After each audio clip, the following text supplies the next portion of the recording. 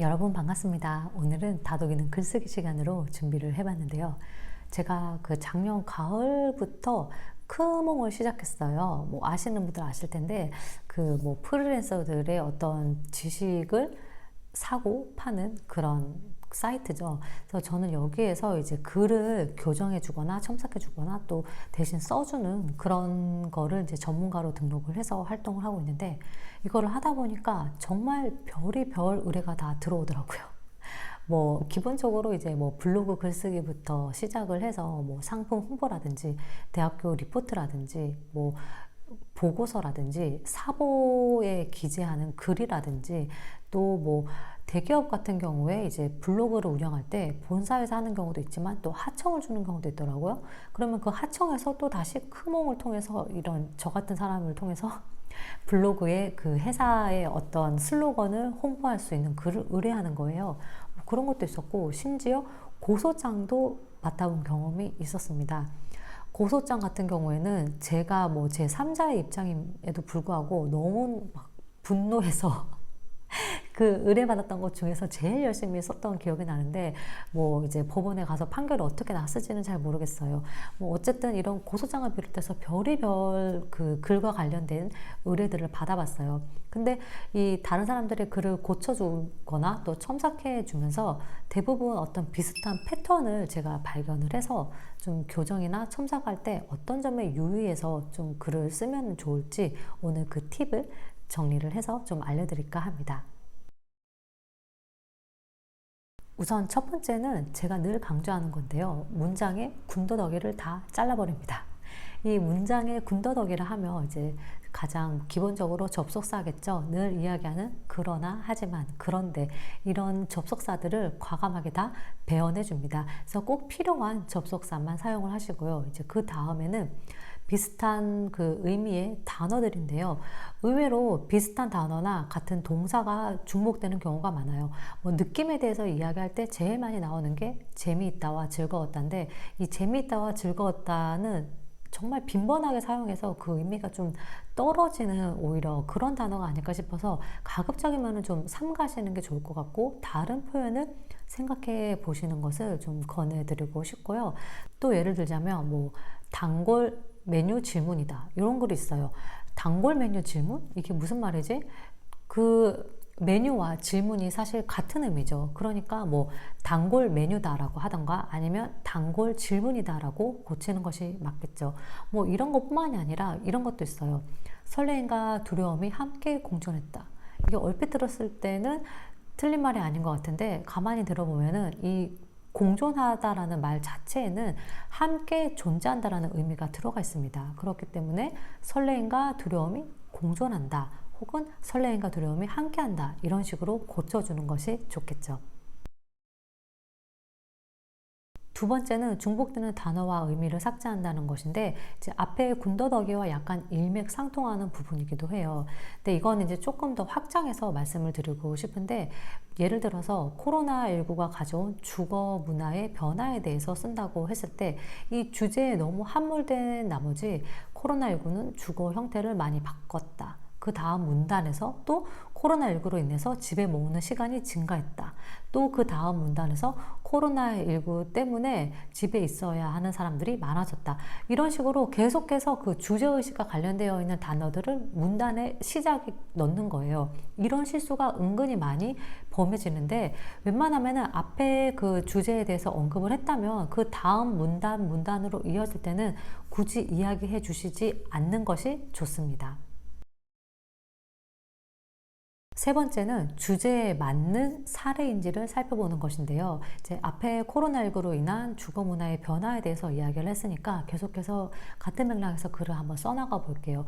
이제 이 글을 쓰면서 여기에 대한 예를 쓰겠죠. 이제 그러면은 뭐 주거 변화에 대해서 뭐 베란다 정원 가꾸기가 늘어났다라든지, 뭐 홈트레이닝 하는 사람들이 많아졌다라든지, 뭐 여러 가지 이런 예를들을 쓰겠죠. 근데 이렇게 쭉쭉 써나가다가 이제 갑자기 코로나19로 인해서 이제 밖에 외출이 힘들어지다 보니까 밀키트에 대한 수요가 급증했다. 따라서 배달 업계가 호재를 누리고 있다. 이렇게 나가는 경우가 있어요. 그러니까 얘를 잘 쓰다가 약간 비슷한 듯 아닌 것 같이 좀 빗나가는 얘를 마지막에 좀 넣는 경우가 있거든요. 이제 이런 거는 아무래도 다양한 사례를 넣고 싶은 그 욕심이 과해서 나타나는 어떤 부작용이라고도 할 수 있습니다. 그래서 글을 쓸 때 많이 쓰는 게 중요한 게 아니라 적절한 예를 넣는 게 더 중요하기 때문에 이 내가 사례로 삼은 것들이 주제와 확실히 매칭이 되는지를 좀 객관적으로 살펴보실 필요가 있습니다.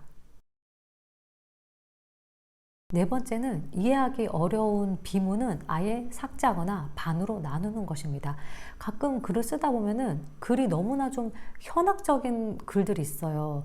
어떻게 말하면은 좀 자기 기분에 취해서 혹은 좀 비유가 너무나 과해서 약간 시처럼 그 생활문을 쓰시는 경우가 있는데, 이런 비문은 사실 안 있음만 못한 글이기 때문에 과감히 삭제를 하거나 아니면은 그 비문들에서 딱 그 하고자 하는 알맹이만 빼내서 다시 좀 평이한 누구나 이해할 수 있는 문장으로 바꿔주는 것이 좋습니다. 이 비유나 뭐 어떤 묘사를 했을 때 다른 사람들이 이해할 수 있어야 되는데 그냥 딱 읽었을 때 이게 무슨 말이지?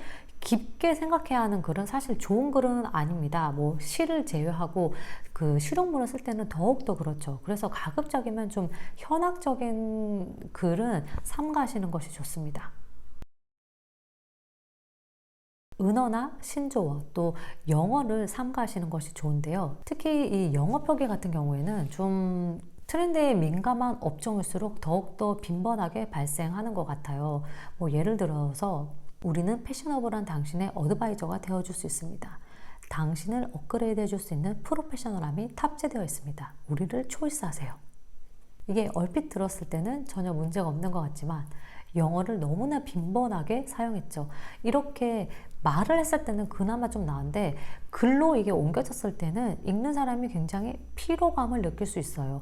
이거는 엄연히 한글로 쓴 글이고 독자 역시도 한국인입니다. 그러면은 가급적이면은 영어를 좀 배제하시는 것이 좋고요. 굳이 영어를 좀 써야 한다, 한국어로 대체가 안 되는 단어의 경우에는 반드시 괄호해서 스펠링을 써주시는 것이 좋습니다. 웬만하면은 글을 쓸 때는 영어 표기를 좀 자제하고 또 그 다음에 뭐 은어나 신조어 같은 경우도 좀 자제하시는 것이 좋습니다.